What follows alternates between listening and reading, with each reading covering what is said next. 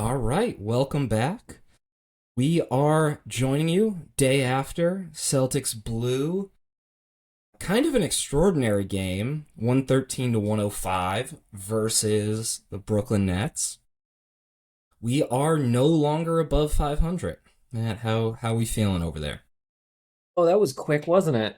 Yeah, um, brief moment in the sun. yeah, We're that's talking about the 2 seed being so close, Jason Tatum coming back, making a run, and then the Brooklyn Nets just kind of out physicaled us, out lengthed us. How would you describe what they did? um I think out effort was part of it. I think out fundamentaled in a way. Um and then yeah, just out I think out physicaled is a good description of it, but also not neglecting the part of it of like it seems like we just absolutely like took our foot off the gas in that game. It did, and it seemed there was a few lineup things that I was really kind of concerned with down the stretch. I know Brown picked up the fouls The early, five fouls, yeah. which yeah, I mean, he was also taken out for a stretch when he hit three and then when he hit four. This is always something I've like disagreed with NBA coaches, where they seem to just not want their guys to foul out. And from my perspective, it would be better to have Brown play more minutes and have more an effect on the game than just to like cut him off from fouling out. Because if you don't hit six fouls, like there's more minutes he probably could have holding that back line. And we got some really good minutes. And then Brown was able to come back in and close the game after that group had kind of built a little bit more of a lead. In this game, they were out there for three separate stretches, all of which were to close quarters and all of which we really struggled in.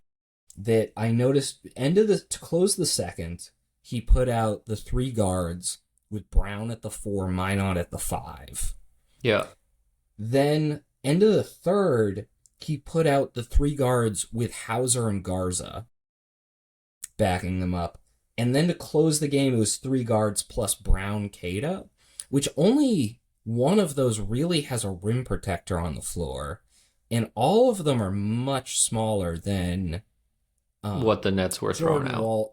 Well, what the Nets were throwing out, but the Jordan Walsh Neemias Queta lineup that we kind of had success with, and it seemed like during those stretches they were just so much longer than us that they were able to close off those passing lanes, and then we're just isoing with Anthony Simons. They're getting a turnover and running and dunking on the other end. Yeah. I thought it also did it seemed like the lineups were wonky at best. There were with those three guard lineups, it just we've talked before of it feels like and the numbers kind of back it up of we are at our most successful when we have two of those kind of energy wings on the floor at the same time. There weren't nearly enough of those minutes it seemed like.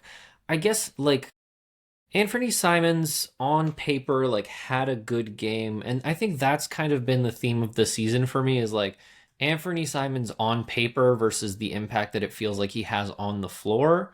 Um, where again, it's tough for this Celtics team to succeed when two of their like theoretical like their core guys, their but both of their playmaking guards, like Derek White and Peyton Pritchard went a combined 7 for 26. So like it's tough to succeed when your two playmakers are really struggling to like draw attention and be able to finish off of that. But it felt like there was too much overlap in positionality in terms of what they were on the floor to do, and that led to just stagnant minutes from each of them respectively. And so I think that's where it just gets a little confusing, especially when you don't have like a Neemias Queta on the floor to kind of provide a defensive backbone, when you don't have enough of those kind of energy wings, the Jordan Walshes or Josh Minots or Ugo Gonzalez's, to provide that kind of like defensive intensity, that kind of defense to offense transition off of turnovers. It just a lot of the times it felt like, why are we doing this? And it didn't seem like there was a clear answer. The shooting wasn't necessarily great. regardless. And yeah, it was tough to understand for some of that, especially when this Nets team, which talent wise probably doesn't stack up, was able to just like hustle and kind of create off of physicality, um, when it felt like we weren't using the physical tools that we had. Yeah, they're also just size wise a lot bigger than us. I don't know if you watched the game after, but after this game was the cup matchup between Houston and Denver. And that seemed like a different sport almost. Just the amount of size they were putting out there, the amount of skill, how crisp their ball movement was, even with like intense pressure on them. Yeah. That the East Coast, Boston, Brooklyn really seemed like a JV game before a varsity game for me.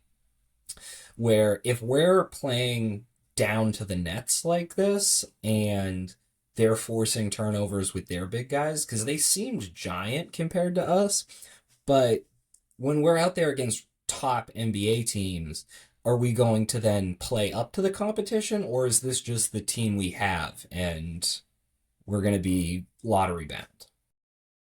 Well, I think that's an interesting point, and it goes to uh, Jalen Brown after the game kind of ripped us on a purely like effort level, where he was like, we just didn't show up. I don't know why we would like come to this game and just not be prepared to play. And it is getting to the point like I think it's time in the NBA season where we're able to start drawing some like conclusions. We're about a fifth of the way through the season, so it's not necessarily the smallest sample size anymore. Um, and at this point, it does seem like this is a team that, again, we have kind of been on a game by game basis chalking some of these losses up to like just individual performances, like a bad night, a bad decision, whatever. But the teams that we're losing to, some of them, like the Utah game, it does seem like we do have a tendency this year to sit back on our heels. And again, we've talked in the past, you've mentioned like this was a team that last year, that the year before had the capability of like, oh, well, we can just turn it on in the fourth quarter or when it gets close or whatever. Um, and whether it's some of those guys like the Peyton Pritchard or the Derek White or whoever just kind of still in that mindset or what, it does seem like there is a lack of kind of end to end intensity in some of these games that we come in as the favorite. Yeah, I think one thing wanted to note about Jalen Brown's comments after the game was he ripped the general intensity of the team, and then on the next question, he really went in and praised Jordan Walsh and Hugo Gonzalez Yes. effort out there, and it almost seemed like less calling out guys and more wanting to play like a high effort defense seemed puzzling to me when we've seen all season kind of the effect of when you have three or four solid defenders out there, that the strategy of having Jalen Brown as the one defensive guy on the court, or having Jalen Brown and Derek White as like your perimeter defender and your rim protector, just is so much burden on those guys when they're also carrying the offense at the other side.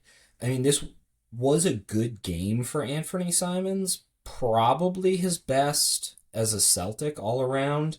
Um, 23 points on 16 shots, but he also had the four turnovers, four fouls, which weren't they weren't great turnovers and they weren't great fouls. Um, so when you're kind of giving up those possessions, he passed more than he has, so he got four assists, and he did seem to be kind of figuring out how to move the ball in this offense. But if he's out there with Jalen Brown and he's the one dribbling the ball, and then Jalen Brown's kind of relegated to be like, okay, you're a defender for this period, I feel like that's um, a bit of a waste of Jalen Brown's talents. Yeah. And I think that's an excellent point of Jaylen Brown seeming to call for more of what the Jordan Walsh and the Ugo Gonzalez like play style is. And I think that goes back to something we've talked about in the past that I think you and I both share like a nostalgia for is the play style that the Celtics relied on to win games prior to having like four all-stars on their team at once. Avery Bradley, Jay Crowder, Marcus Smart. Jaylen Brown. And I think that's Yeah. the important part of like Jaylen Brown grew like cut his teeth in the NBA, learning to win games on a defense leads to offense system. That was how he kind of came up and how he was part of like really successful, like conference finals bound almost every year teams. And so that's not something that's new to him. It is something that seems new to Joe Mazzulla, who came in and was immediately coaching a team that was favored, that had all these stars on it. That had a tremendous amount of like offensive playmaking, and now it seems like, again, you kind of alluded to it, like trying to replicate that with Anthony Simons as one of, I mean, it's not any shade to Anthony Simons, but I think it is an indication that like the system that did work just isn't going to with these pieces. And at the same time, we do have the pieces to win with another system. And the games that we have won against talented teams, we've won through leaning into that defensive identity and finding offense through turnovers and fast breaks. And so I think that it should be noted, and hopefully is like a point of emphasis going forward, that like the star of this team this year, Jaylen Brown, is the guy carrying the Boston Celtics. He wants more of that defensive intensity. Let's create turnovers. Let's body up. Let's play physical and just give the other team hell, which was everything that was missing in this game, because it was like, well, I'm going to ISO because I'm Anthony Simons. And I do think I've seen better games from Anthony Simons as a Celtic, because not because he necessarily had better numbers, but because it felt like he fit more into the flow of what we needed in that particular game. Whereas this game, it was kind of, again, the numbers looked good, but he was creating his own flow in a game where that wasn't what we needed necessarily. I do think we needed that from him in the stretches where Jaylen Brown was on the bench. That in those stretches where we just desperately needed a bucket, it was great to have him in those moments. I think the biggest difference between Joe Mazzulla's coaching and Brad Stevens' coaching that I've noticed is when Brad Stevens was the coach, he would always talk about finding lineups that complement each other. And, start of training camp, you find two guys who play well together. Then you find a third guy that complements it. And then you find these like 3-man units that you kind of pull in and out of games together that Yeah. really complement each other well.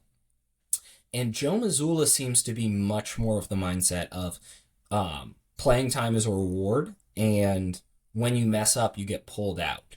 Which, when you're just basing it on how well an individual player is playing and pulling them in and out of games, you wind up with these lineups where it's like, okay, these are the five guys that haven't made a mistake lately, but that doesn't necessarily mean they're five guys that play super well together. And I'd rather see a situation where we're saying, okay, who are our two guys who are going to drive the offense? Who are our two guys who are going to be hustle defenders? And, who's our center? Like, figure it out that way so that we always have, like, an Anthony Simons, two of the four who I would consider the offensive guys, Anthony Simons, Peyton Pritchard, Derek White, and Jaylen Brown. Like, always have two of those guys on the floor. Always have one or two of the defensive wings on the floor, like the Josh Minot, the Jordan Walsh. And then always have like a center and a shooter out there so that we can kind of have these lineups where we can both play offense and defense. Where right now we go through these stretches where we just can't get a bucket, and we have Jordan Walsh and Hugo Gonzalez out there last night. They shared the floor, and those minutes didn't go terribly, but we were just trying to buy a bucket the whole time.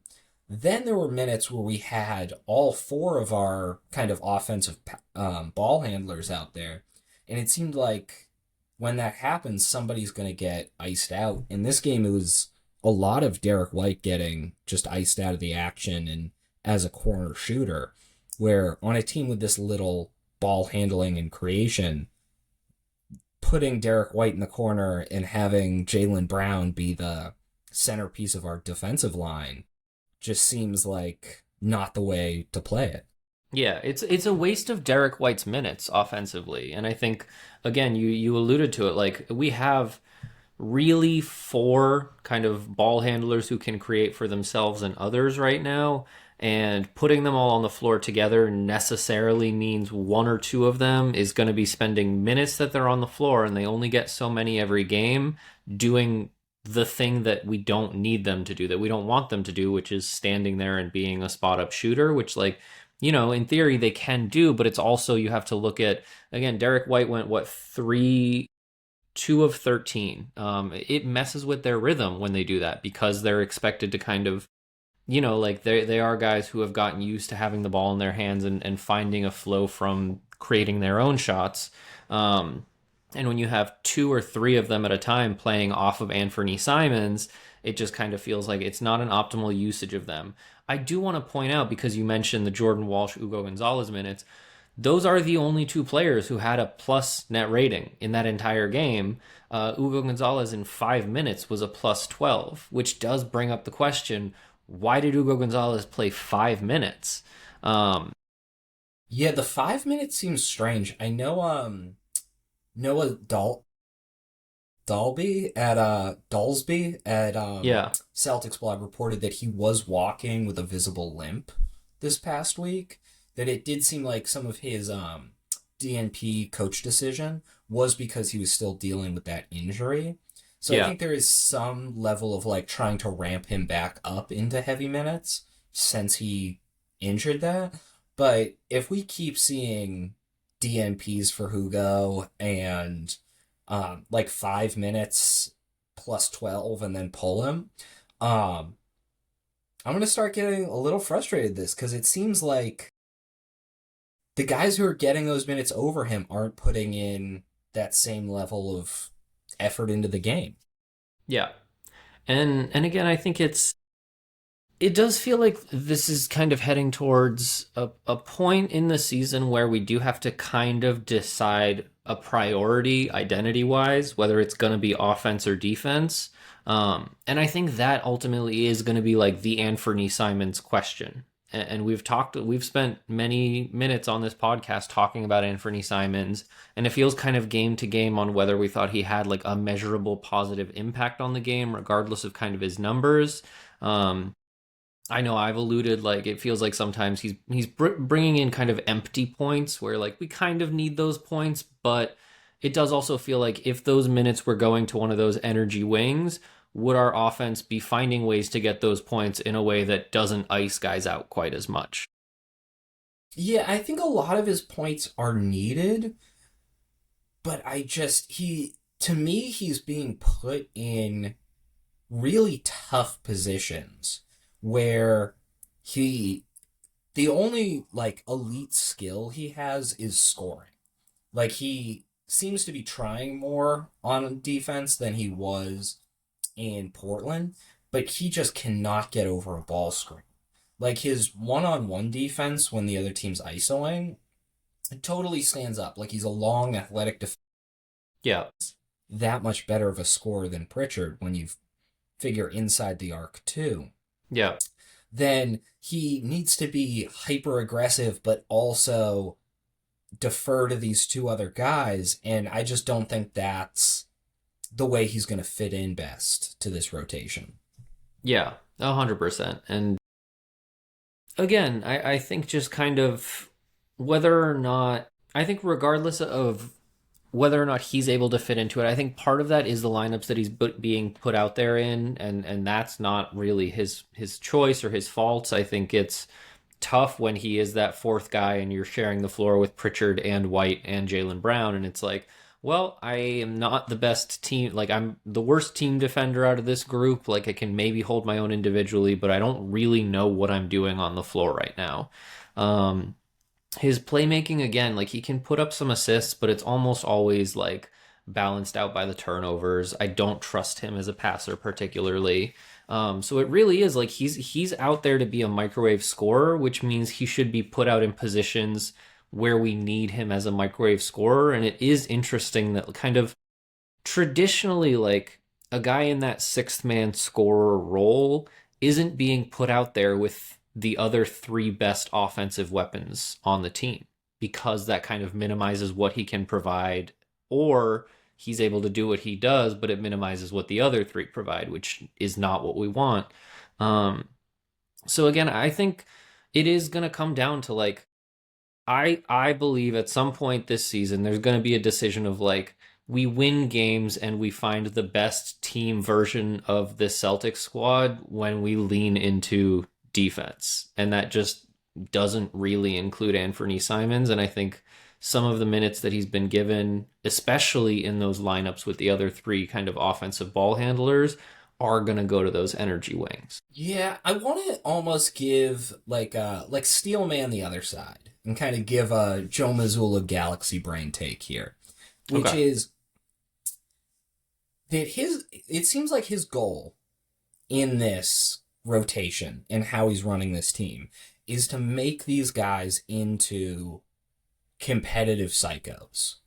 And if he can bring that out of Anthony Simons, and Anthony Simons can learn to defend because he's getting pulled every time he makes a mistake, if by the end of the season Anthony Simons is, a B on the defensive end, then we just got ourselves like a huge new tool. If, Hugo and Jordan Walsh and Josh Minot and all these guys learn because of how Joe Mazzulla is teaching them and get better, maybe we're losing in the short term on some of these lineups, but long term, we're making those guys kind of learn from their mistakes and get better. And since this is kind of a gap year where we're trying to get guys ready for next year when they need to like compete on a much higher level, is this way of running the team where you're just kind of throwing lineups out there that don't always make sense going to be good for us long term? Because there is going to be a period where plays aren't going to be run for Derek White, and he needs to learn to be aggressive in those moments. There is going to be a period where Hugo Gonzalez needs to come in, play 5 minutes in the third quarter of a game cold, and make an impact. So how much of it is this is a teaching season, and we don't need to win games right now? Yeah, well, I think if I can counter that, I would say that, like, the Jordan Walshes, the Hugo Gonzalez, like, they've earned their way into the lineup, and we're kind of clamoring for more playing time because they started this season coming in and playing 5 minutes cold and earning their minutes. I think it's also tough to make the argument of, we've talked in the past, you were the one who kind of noticed, like, Joe Mazzulla, when he wants to coach a guy, is screaming at him the second he calls timeout. He doesn't do that with Anthony Simons. He also doesn't really pull Anthony Simons for mistakes.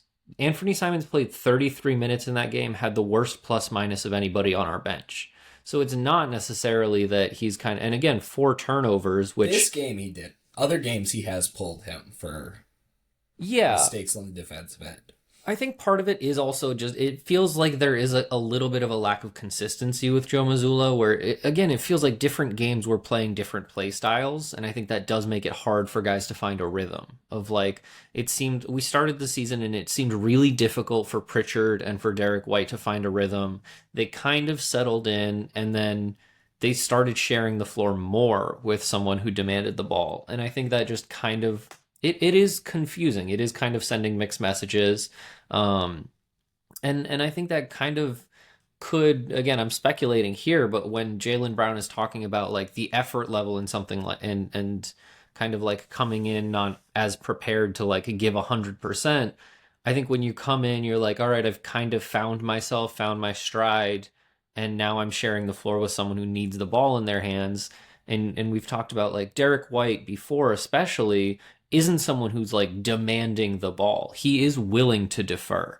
And I think sometimes that might come like at his detriment in terms of finding a rhythm and everything like that, because he's willing to just lean back and be a corner shooter while Anthony Simons dribbles the air out of the ball.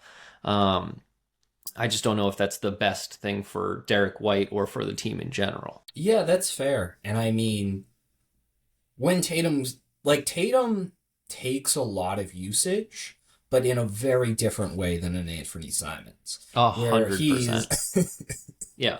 night and day, different players. I'm not trying to compare the two. So he like Jason Tatum's great at basketball. We should just always remember I that. really cannot wait until Jason Tatum is playing basketball for the Celtics team again, because it's going to be Yeah. a very different offense. Like, And he plays great with Derek White. Like Derek White yes. is not going to get an iced out of a Jason Tatum offense. Like they have that pick and roll. They're a great two-man unit. Um, but he is going to take more usage from this team. And I almost wonder if Anthony Simons can kind of be looked at as like a stopgap there, where he's a guy to just kind of take up usage that's like floating in the ether right now. But like you said, they're so different that getting Derek White used to playing off Anthony Simons should not be a priority in the short term. Yeah, I think even just the strides that Jason Tatum has made as a playmaker in the past couple of years, like Derek White playing off of Jason Tatum would be getting twice as many open shots, at least, and getting the ball twice as often. Because Jason Tatum has made it like a part of his game to find open shooters in a way that Anthony Simons really doesn't. But I do want to. We haven't touched on this, and we're 28 minutes in. I think this was one of Neemias Queta's best games, and I do think Yeah. that was a little highlight out of this game. Yeah, if we had won this game, the title of this podcast would have been like Neemias Queta breakout game. throws it down. Yeah, Yeah, something like 100%. that. It also seemed like it was the first game where they were really aggressive about looking for him in pick and roll. And Yes, part of that was the stretches where Jalen was on the bench and they just needed to find a bucket somewhere. But I think he did prove something about the zone in which he can catch lob passes and the percentage at which he can finish. I thought those the little hook first shots. game, yeah, I thought the first Nets game he was a little bit better defensively than this game. He Yeah, kind of just ate Nick Claxton's lunch that first game. Like he looked a lot stronger than him. It looked like both Nick Claxton and Noah Clowney kind of didn't expect him to be as big a force at the rim. And then this game, he was better on the offensive end, but those guys were able to kind of get their games going around him. I know Nick Claxton had a triple double. Um, Really a lot more mobile in this game. He was like taking drives to the rim. Um, I know the Nets play out of like diffusion or disruption, whatever they call that, where Nick Claxton has the ball at the top of the key and is kind of their point guard for a lot of stretches, where he is the core of their playmaking. And I saw that a lot more in the second game, where he kind of got the ball, faked to handoff, spun, dunked. Um, what did you think about watching him up close? I know you were a advocate for him being a trade target early in the season. yeah, absolutely. And I think that kind of this game was a reminder of why I was so kind of high on the idea of like, oh, this could be like the center for the next couple of years, if you were available. Because I think playmaking at the center position, um, has grown in general around the NBA. We're seeing it. Obviously, Nikola Jokic revolutionized the position as like a playmaking position. But I think before that, like Al Horford as like a high post playmaker was someone who really showed like an offense can be run through that, even through a guy that like nobody ever. Him It and wasn't Paul like Millsap in those Atlanta teams, where yeah, they would and it do, wasn't yeah. like people weren't saying, "Oh, you should run an offense through Al Horford." Um, but he really like demonstrated not like in the classical way, But I thought the way that he was always able to catch that ball in the high post and pass out of it, run like high pick and rolls and like quick give backs. I think is something that Nick Claxton is showing kind of an affinity for. I think him in that high post, top of the key position, he has good vision, but I think it's also part of it is this Nets team that in this second game, for whatever reason, really showed. Again, we talked about just like out physicaling the Celtics team. I thought also just took advantage of every single missed rotation. If a Celtics player was a step behind at any point, it felt like that cut was being made, and Nick Claxton was seeing that, which I thought was a huge part of why he was able to be as effective as he was. Um, and I think that that's something that again does a little bit just come down to effort on the Celtics part of like you have to be staying on your guys because we allowed 747,000 back cuts in that game. And Nick Claxton, credit to him, is just not going to be the kind of player who misses those when he has the ball in his hands, and he's not going to kind of hold on to the ball. He's not a selfish player. And so, for all those reasons, I just really love a playmaking big, especially one who's able to find cutters. I think that opens up so much dimensions of the offense. And I think that's kind of what I'm seeing in this Celtics team is we have a lot of those guys who are capable of that. We talk about Ugo and Josh Minot and Jordan Walsh, but like Sam Hauser is an effective off-ball cutter. It's just we haven't been able to really utilize that element because we don't have a big who can see over the rest of the offense, who's able to get the ball to him. Um, but I have I like the think little flashes of Nemes Keita playmaking out of the short roll. He seems pretty comfortable with that because that's pretty close to his role with Portugal. My biggest issue with Nick Claxton as a trade target for the mhm. Celtics is the free throw shooting real. He came into this season a career 41% from the free throw line. So far this year, he's shot about 75% from the free throw line. If he can shoot 75%, then he's like a starting center for the future for some team. If he's shooting 40% from the free throw line, then you really can't have him out there to close games. And if you can't have him out there to close games, then he's really a backup center to me. Like he's really maybe he starts for a team. Like when he's on a good team, if he's shooting 40%, then he's a starter but not a closer, 20 minutes a game type guy, has some passing highlights. Um but do you think that's real? Cuz if it is, like I'm all in. um, I think it has the potential to be real. I wouldn't expect him to maintain 75% necessarily every year of his career going forward. I think there will be fluctuations. I do think he's improved in general as a shooter, even just a little bit further away from the basket. Um, I think probably like 65 to 70% is kind of reasonable for him, which is like someone that you can have out there, but you don't want taking those free throws for sure.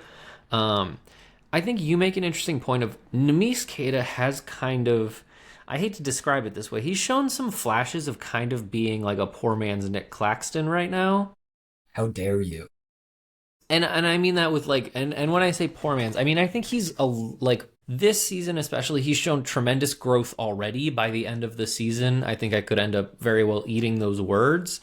But I think he does have the potential to kind of develop that. I think when I look at Nick Claxton and when I eye him as a trade target, it is kind of that um, he's more of a finished product already. He's able to provide that element to an offense right now. Whereas with Nemes Keita, and it really is like Jason Tatum coming back next year, do I think Nemes Keita will develop that quickly? I think an ideal like starting center, backup center rotation to me for this Celtics team would be Nick Claxton starting, Nemes Keita as the backup, and each of them playing between 20 to 30 minutes. Um, I think that covers a lot of kind of rim protection, a lot of kind of versatility around the rim, again with those lobs, but also those little like short hook shots. I thought Keita did a great job with in this game, and that's something that clearly he's been working on this season. And then again, like the playmaking, I think there's infinite possibility that Keita is able to develop that effectively.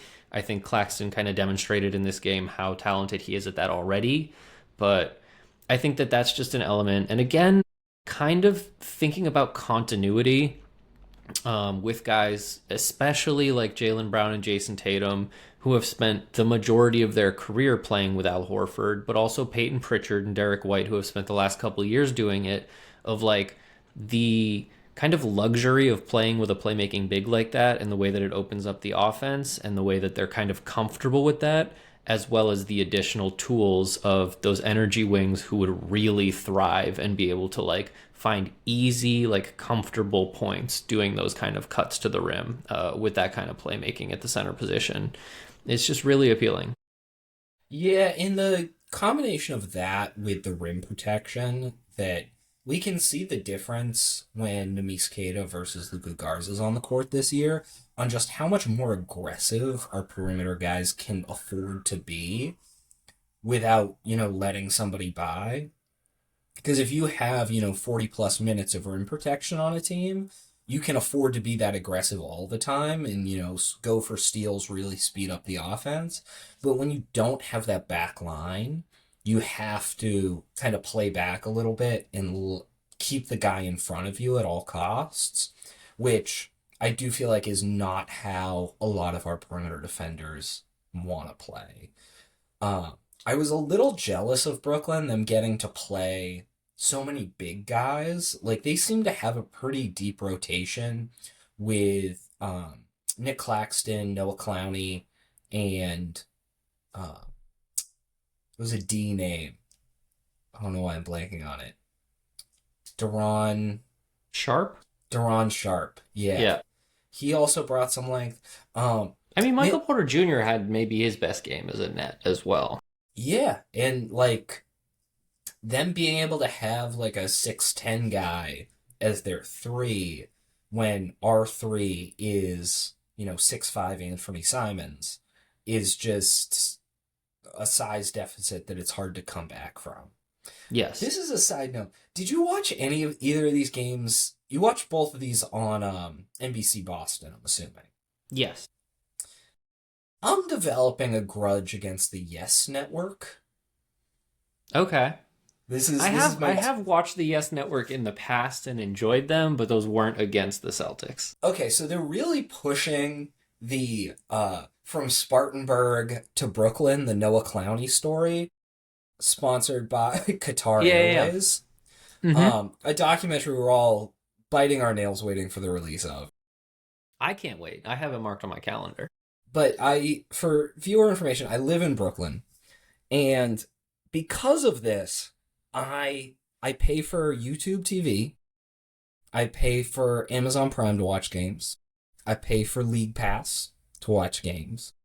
But because of my location, if the Celtics are playing the Knicks, who own MSG Network, and the Brooklyn Nets, who own the Yes Network, I would need 2 more subscriptions to actually get every Celtics game. The Yes Network is crazy to me because it's just a Brooklyn Nets 24-hour channel.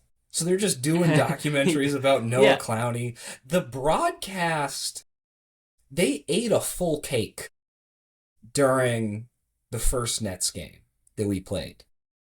Like, it was one of the guys' birthdays, and they brought out just like a full sheet cake, and we're just eating while doing the broadcast. Like, it's like a Mickey Mouse organization over there. Yeah.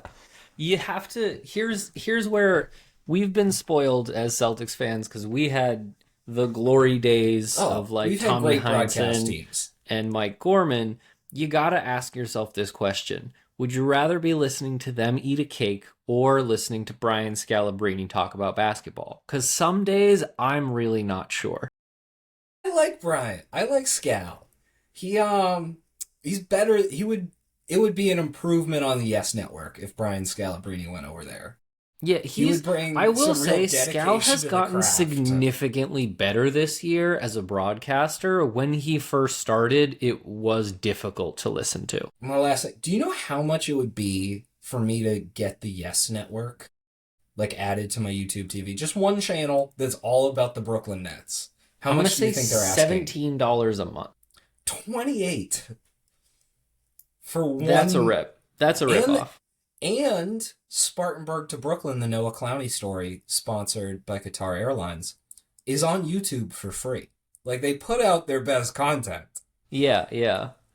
Yeah, I'm gonna be honest, I don't love that. But that's my rant. Not a fan of the Yes Network so far. Forced That's me fair. to, um, let's say, sub-legally stream the last few games, which I'm trying to avoid. I've got like 8 streaming services just for this. Yeah, at some point as a culture and a society, we're gonna have a conversation about how streaming services are basically turning into cable, where it's like, can I just get a package of 12 of them? Because at this Well, I point, that's kind of what have you need. YouTube TV is supposed to be cable. Like, Yeah. I have all the things, but anything else on the game? Um, I think I real quick, and I know I've brought it up multiple times this season already. Again, just kind of like doing the math and being like, we're a fifth of the way into the season. I'm just going to start referring to this gentleman, who I think is a talented basketball player, and has demonstrated that and will hopefully continue to demonstrate that in the future. Oh, we might I be am now fighting. going to preface his name with his field goal percentage until things change. 31% field goal percentage, Sam Hauser. Total 31% field. Hauser. Total field goal percent. Not from three, from the Well, field. his 3 is higher than that. Yeah, which is wild to me, but I Because do. when he takes a 2, it's an emergency. It's just like we're heading into like a quarter of the way into the season, and 31% from the field is just not. I struggle to like We're gonna have the handle Sam that Hauser. with the fact that like Josh Minot, who I think it's also interesting, and we could have a conversation on why Josh Minot has like lost his effectiveness seemingly. But Sam Hauser got twice as many minutes.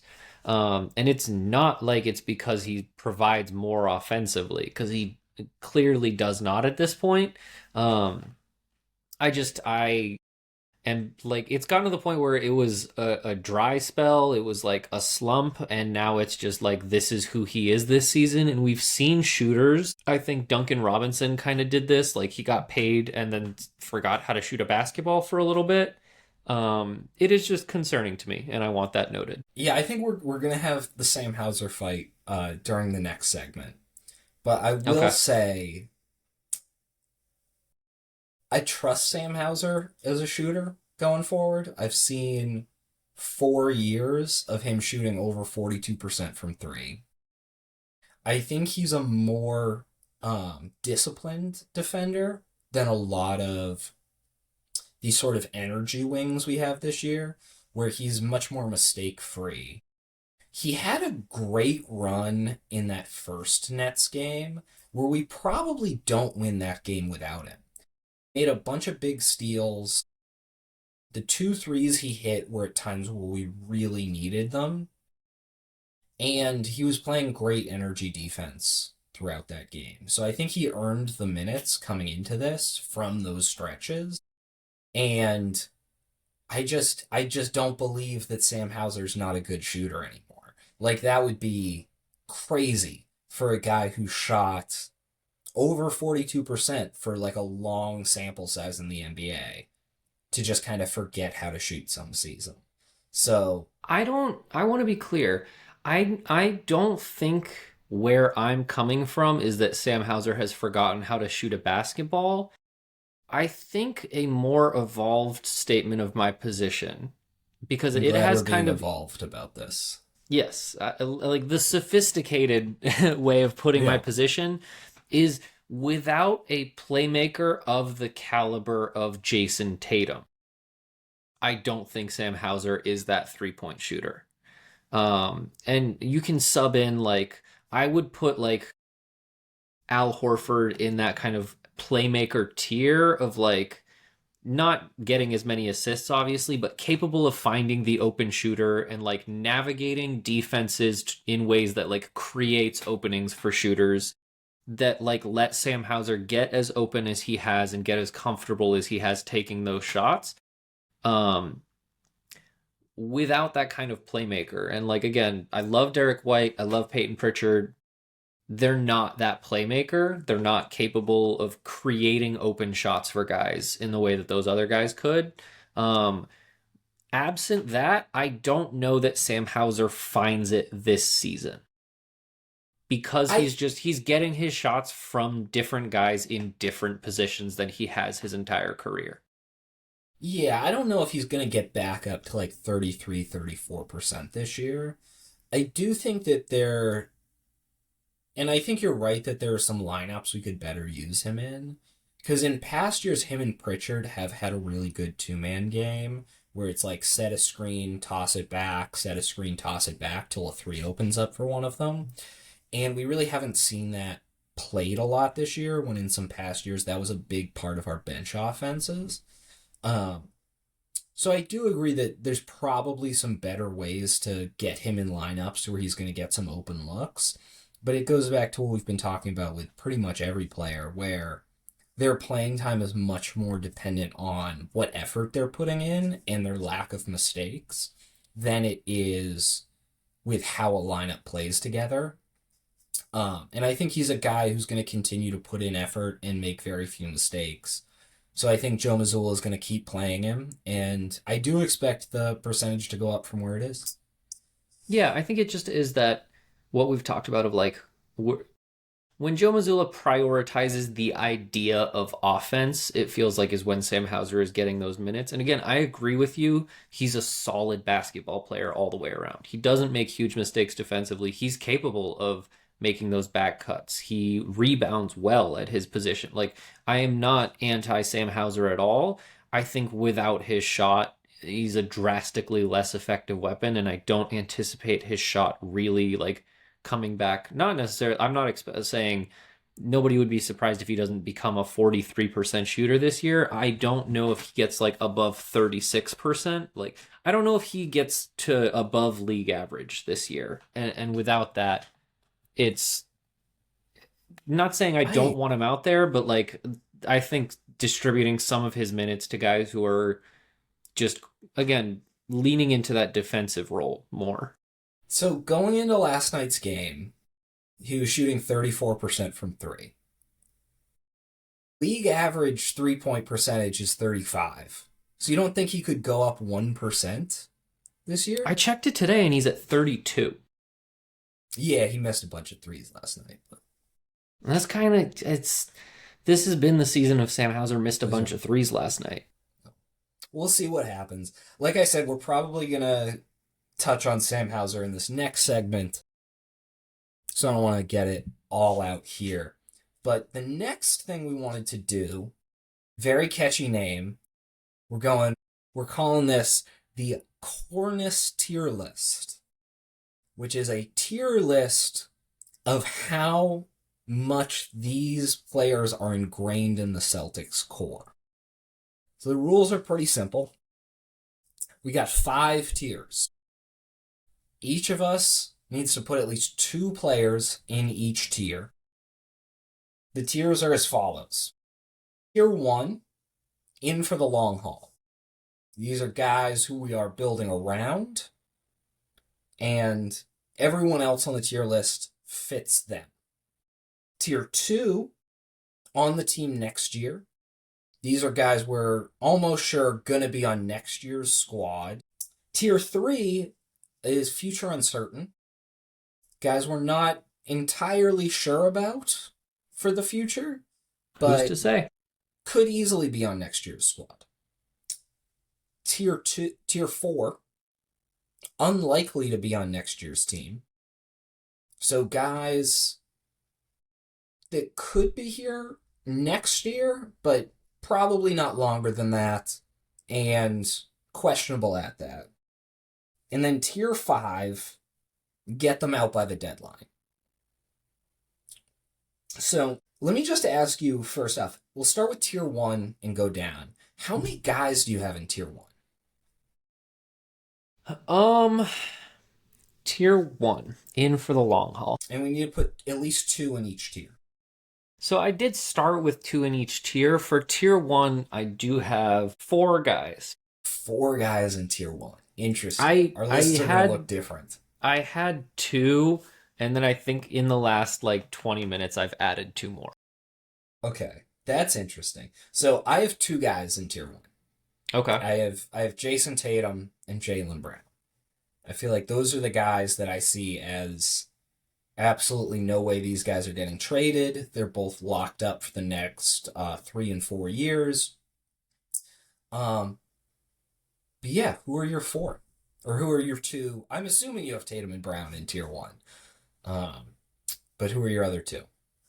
So I did have Tatum and Brown, and then I added, this is contract dependent, but I just find it difficult to imagine unless a trade happens at this deadline or in this offseason. I penned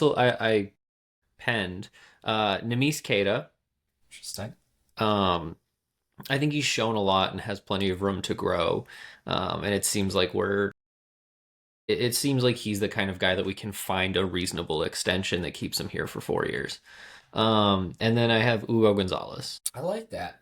He's a cheap guy. Like, we have him locked up for a long time, and he has kind of limitless potential and immediately fit our play style as a rookie. And it seems like the Celtics have once a rookie finds playing time in the Boston Celtics organization, it doesn't usually, like, that guy usually sticks around. Yeah, I think we're farthest off on Hugo from where I have him. I think the playing time is the biggest thing for me. The playing time and the lack of offensive impact are the biggest things that would keep him out of this tier for me. That he has been really inconsistent in how much Joe's playing him, which I know Joe Mazzulla has said a lot of times that he hates rookies and doesn't. This is probably the most What we've did Joe seen him. Mazzulla quote? I hate rookies. That was Baylor Shireman said that's the first thing Joe Mazzulla ever said to him was I hate rookies. That tracks. Yeah. Yeah. Here's the thing. Do we know that he just didn't hate Baylor Shireman and that was how he covered it? Well, Baylor Shireman's starting to get some minutes, so I don't know about that. Yeah, Um, he's in an interesting spot on my list. but I think if both Nemise Keita and Hugo Gonzalez, I think if the right trade came along, the Celtics would be willing to move both those guys. Where Nemise Keita seems like, a high level backup, maybe a league average starting big, and Hugo Gonzalez seems like a promising late first round pick. But if a guy came up who was, a piece for the long term next to Tatum and Brown, I could definitely see us throwing either of those guys in a trade. See, I think the reason that I have them in tier one is because there's a guy that I have in tier three who I see as that piece that we would throw into that trade instead. Dare you talk about Baylor Shireman like that? He's not in tier. He wishes he could make my tier three. Really? Okay. Yeah. Let's go to tier two. I have four guys in tier two. Okay. I have two guys. Two guys. Okay. So my four are Derek White, Peyton Pritchard, Nemise Keita, Sam Hauser. Okay. I have Peyton Pritchard and Derek White. So I have Keita one lower than you. I do think just we have him this year and next year. And if I'm ranking these guys by who I offer an extension to first, Nemise Keita is the first guy you want to lock up long term, I think, 100%. out of Yeah. this group. Sam Hauser is the third longest contract on this team, where we At have a him very reasonable price. at a very reasonable price. Yeah. Where in 2028, 2029, when he's making $10 million a year, if he's shooting the ball even close to what he has these last 3 years, then he's going to be the best contract in the NBA. When like Tatum's 31 and Jaylen Brown's 32, right in their prime.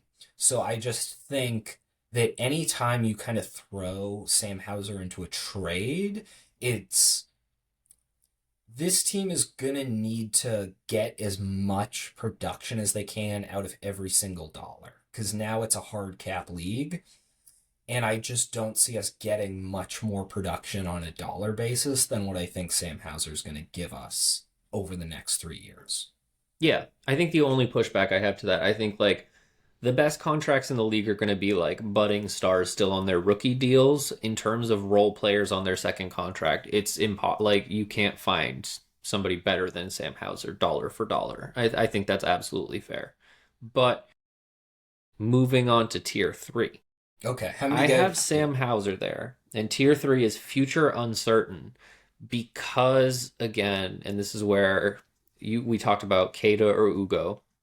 I think Sam Hauser dollar for dollar is one of the best contracts in the NBA and thus makes him a very appealing trade asset. Um, More so than someone who a Keita or an Ugo is kind of a backup could turn into starter. Um, and on that alone, I think if we're finding a bigger piece to add to the Jaylen Brown, Jason Tatum combo, add in Derek White in that, if we're looking to like make a splash, I think it's tough to get there, regardless of kind of who it is. Like financially, Sam Hauser, we have huge contracts and minimum contracts, and Peyton Pritchard and Sam Hauser are the only two in between. And I think of those guys, we're more likely to move on from Hauser because of Pritchard's ability to create for himself and others. So I think it's just he's more likely to be a piece to get us a big piece, and that's not any kind of like dismissal to him. It's because of how valuable he is and how good that contract is. That I just think it's more likely that if we make a splashy move, it's going to be at the expense of Sam Hauser. Yeah, that's fair. And I do understand like he makes the math easier for a lot of trades Yes, where a lot of guys are making in like the 30 something million a year. So you do like a Anthony Simons plus Sam plus Hauser Hauser. Yeah, to get the money there.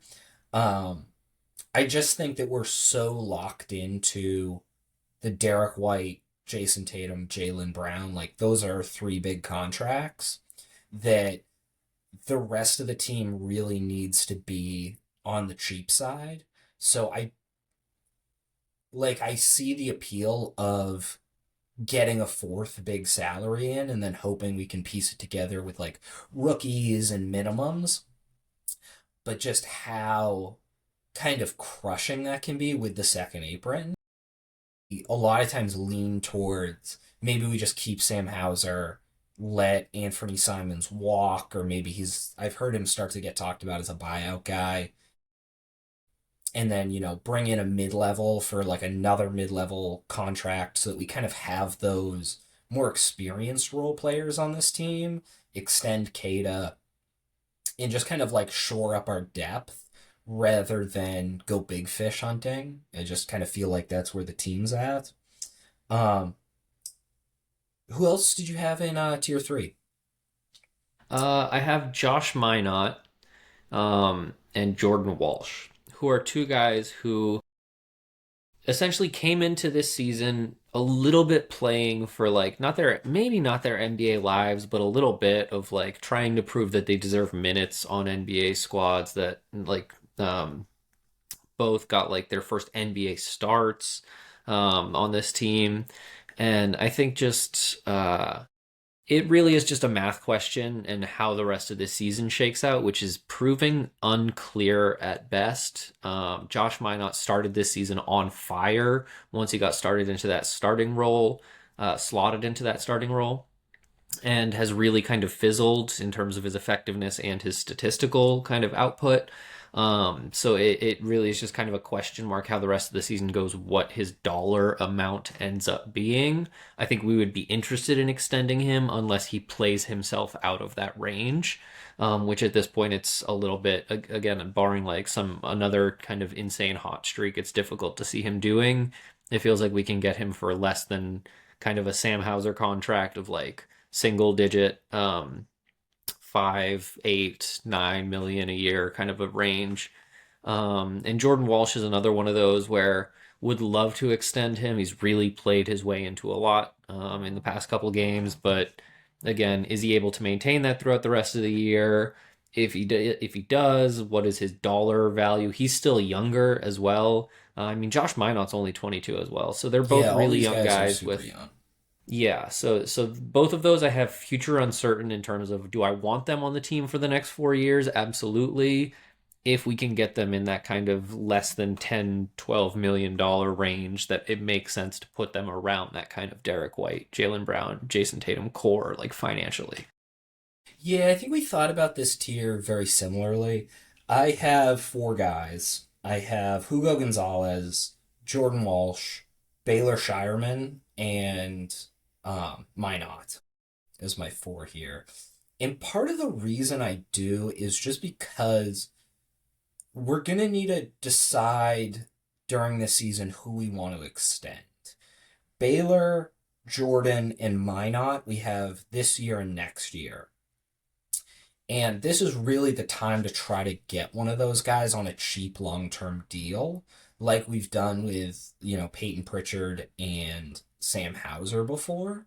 That Yeah. I think Brad Stevens' kind of order of operations is like try to get Nemes Keita on a long-term, team-friendly deal, then figure out which one of these guys we want as like our long-term defensive stopper wing. And right now it seems like Jordan Walsh is kind of separating himself a little bit between those two. I don't know if his shooting's for real. Like if he keeps shooting, like right now he's at like 52% from three, which isn't going to be sustainable. But if he's playing this level of defense and shooting, it's probably going to be him. But also, I've loved some of the stretches Minot's given us this year. And Baylor is also shooting in the 50s from three, and that seems a little bit more sustainable for him.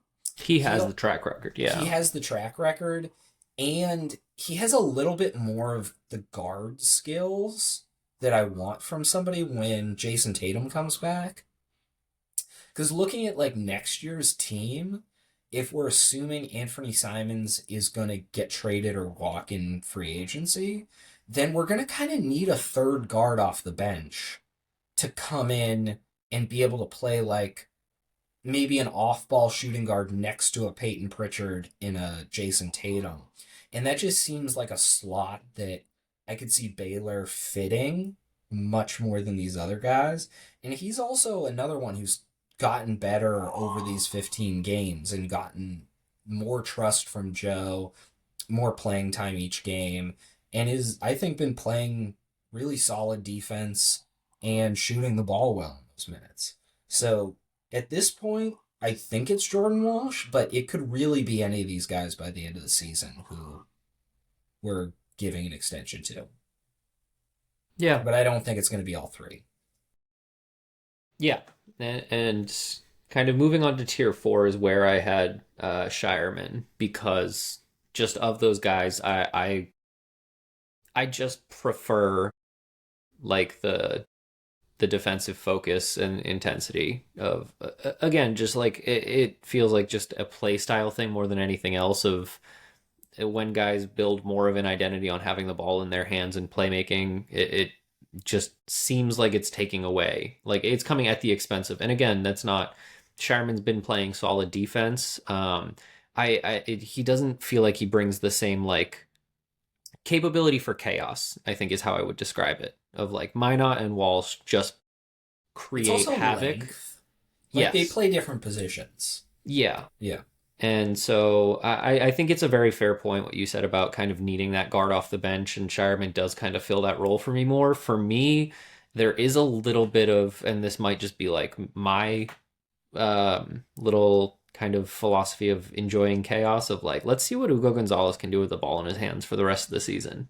Because he is someone who like has had the ball in his hands a lot as he learned how to play the game in Real Madrid and everything. So he'll be going into next season like 20 years old. But if we give him this season to like let that develop, I think Jordan Walsh has also shown a little bit of an ability to like not play make, but he's bringing the ball up the floor and he's doing okay His there. drives have looked pretty good. Like Jordan Yeah, Walsh seems like he has an offensive game that could be more tapped into. And he's still yeah. only 21. So I could So I think like that. for those two guys. Minot, I like Minot's confidence a lot, and I think his ability to rebound, and he's just, I think, better than Shireman on the defensive end. So I prioritize those guys. I think Shireman is in tier 4 for me just because of that. Not any knock on him. Yeah. So tier 4, I had two guys who I think it seems like you have a big tier 5. Um, I have I'm stealing this from Celtics Twitter, but the nickname Slow and Sticky. I got Anthony Simons and Luka Garza. Um, Yeah. Uh-huh. Anthony Luka Simons, Garza is in my tier 4. Luka Garza's in your tier 4. Yeah. Um, Both guys who I think bring good things and bad things when they check in. Like Luka Garza has really shown this is probably the best season of his career where he is an effective offensive big. And Anthony Simons is an NBA level scorer. Like they can both have NBA level skills where I could see a world in which they're on next year's team and fitting in somehow. We've both seen them have games where they probably like sealed a game for us. Like they're valuable NBA players. Yeah, they're Yeah. valuable, not in a trade, but they're Yeah. sometimes on the court valuable. Where I could see if Luka Garza is your third big who kind of comes in for the offensive stretches. And Anthony Simons is like a guard off the bench that you're not as reliant on as we are. Or you have a better defensive back line. Could be really effective, but they haven't been for this team. So I think it's unlikely they'll be on next year's team, but there is a chance still that they could. This is just another a thing on I guess both these guys. But the Celtics released their tracking data for this year so far. So like how fast players are moving, the total distance Ooh, they've okay. covered. Yep. Um, do you want to take some guesses at who? Let's see, I have the top 7 average speed fastest Celtics. Okay. Do you want to throw some guesses out there, and I'll tell you if they're in the top 7. Ugo. Ugo is number 3. He's been the third fastest Celtic on average. Okay. Jordan Walsh. Jordan Walsh is not in the top 7 fastest Celtics. Really? Yeah. Okay. Josh Minot. Minot is number 7. Okay. Peyton Pritchard. Peyton Pritchard is number 6. Okay. Derek White. Really? I'm like loath to, I kind of feel I want to put Kata in there, but knowing he's like at that big man position probably doesn't move physically as fast. All right, give me the top. Give me the rest of them. Fastest Celtic this year, Luka Garza. That's crazy. Is he? That is a statistical anomaly. He's always out of position, so he's always sprinting. That's a fair point.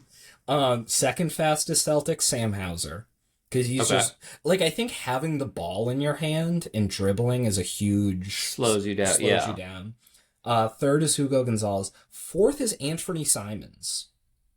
Okay. Then Baylor Shireman, Peyton Pritchard, Josh Minot. So I take back none of what I've said. Yeah, Luka Garza would not have been in my top 10 guesses. But the thing is, he's always behind the play, so he's just always sprinting when he's out there. Mm-hmm. I just thought that was a fun stat. I love Anybody that. else in your tier 4? No. How many guys you got in tier 5? It sounded like you had a thick tier 5. No, I mean I just have I have Anthony Simons and Xavier Tillman. Chris Boucher didn't make your list? Chris Boucher didn't make he's such an afterthought to me. He would be in tier 5. I'm gonna be honest. I didn't write it down because I just like if you don't get minutes, then you don't get on the list. Do you understand why? Okay, so my tier 5 is just Xavier Tillman and Chris Boucher, who are both guys who I don't see them getting minutes. Both of them kind of have a little bit more of a reputation around the league where they've both been impact players for other teams before, Hmm. than some of the guys who are actually playing for this team. I don't totally understand why Chris Boucher isn't playing. It's driving me nuts. Because There I are see him minutes in there. warm-ups. Yeah, and like I've said some good nice things about Luka Garza, but I don't know that we need him for 20 plus minutes a game to be out there. Yeah, And I there's liked the Chris Boucher at the five lineups we ran. Like especially if you have him with a Josh Minot and or a Jordan Walsh, like you can kind of make up the lack of physicality through committee, um, on some of those. That I don't understand when we play small why he isn't a part of that. Yeah, when you have Anthony Simons getting 33 minutes, a bunch of them overlapping with our other like ball handling shot creators, some of those minutes should just go to, instead of having three guards out there, why don't we have a big man when Keita isn't there who isn't Luka Garza? And it seems like 7 to 10 minutes open up for Chris Boucher right there, and I don't quite. It seems like a Joe Mazzulla just fucking hates him kind of a thing, and I don't really understand it. I think a lot of Joe Mazzulla's coaching is very effort based. Chris Boucher is a much better athlete than a Luka Garza, but he does kind of struggle with putting it all out there. Like he's never been like a dive for loose balls kind of guy. Yeah, Where Luka Garza, like, I mean, he's the fastest Celtic, as I'm gonna keep saying. that's a Like crazy stat. That's a crazy stat. he's always hustling after the play, but he's He does always every time behind he the play. checks out You of the know, game. He is drenched in sweat. Like I will he's give that to Luka trying. Garza. He's Yeah, putting he's it. He's leaving trying it really all. hard. Yeah, He's leaving it all out on the court. There just isn't a lot left out there. You know, yeah. but it's all out there. I don't know if you read the story about how he had he almost had a like a life-threatening surgery like a year or two ago. I didn't Luka hear about Garza. this. He had a 10-pound cyst removed from his kidney that they said was like the size of a volleyball.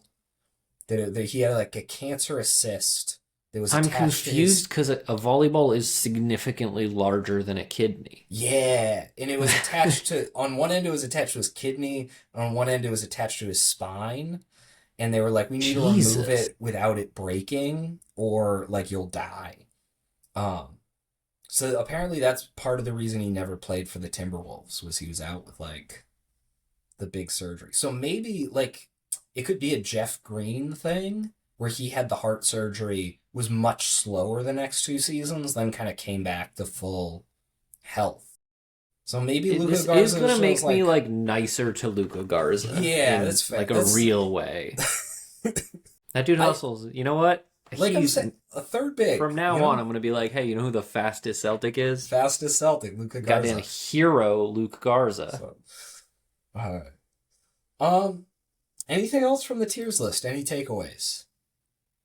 Do you think it would work better as a pyramid?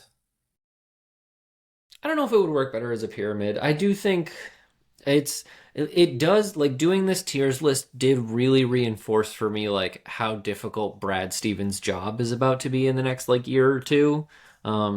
Like Because you the think other, he made the most difficult decisions in like getting like letting Al Horford go and trading Drew Holiday and Kristaps Porzingis, but like what's really going to matter is like he needs to make the right choice on some of these extensions. the extensions are going to be really important, and I think we're also going to see a roster crunch next year, where Anthony Simons, Xavier Tillman, and Chris Boucher are probably walking out the door. Yeah. Like, if there's no trades this season, that would be my guess who's leaving. Then we have our mid-level exception, which will bring a guy in.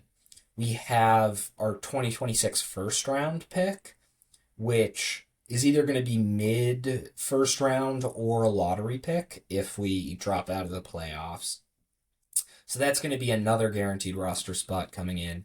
Then we have 3 seconds next year, which You get 4 two-way spots. 3 of ours are already filled with guys I kind of like. I Um, really want to see Amari Williams, and I'm wondering like at what point does it get to the point where we're not waiting on injuries and we just want to give him some NBA reps? Because you get how many games per 50 season? games per season. Yeah, So we're getting close to the period where he could just come up for the rest of the year. But and also, I am excited to see because like it seems like watching him in the G League, like he'll get minutes that Chris Boucher wouldn't because he does like hustle. he does also like Max Shulga and who's the I this is not good podcasting how I just keep blanking on guys' names. Um he's a junior. He's our third two-way spot. Yeah, Ron Harper Jr. He's the only guy who's gotten real minutes out of the 3 two-way guys. And he's been around our G League system for I think 2 years now.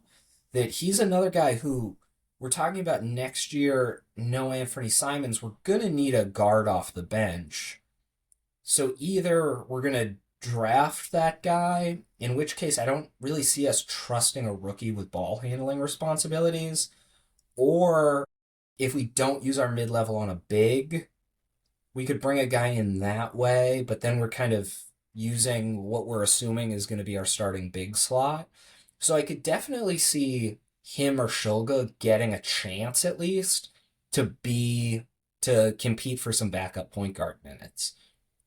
Yeah, and I think those guys have the capability to earn some stuff if they get that opportunity. I think I've started to like look into this draft class a little bit, and it does seem like there are more kind of guards available outside of like that top 10 kind of lottery area where there are a few big men. But it seems like that kind of like 10 to 30 range has plenty of guards to choose from. I do think you're right that they probably wouldn't come in and get that many minutes as a like a rookie ball handler. So I feel like the G League guys R.I.P. have a J.D. chance. Davidson. I mean, we cut him to sign Chris Boucher, I believe. Yeah. Yeah. Maine Red Claw's all-time leading scorer, J.D. Davidson. That's a wild statistic. So, We've heard some great statistics. I want to guys, we're here to give you great stats. Luka Garza, fastest Celtic alive, and JD Davison, all-time Maine Celtics points leader. did I ever show you the interview where he scored the bucket to become the Maine Celtics slash Red Claws all-time leading scorer?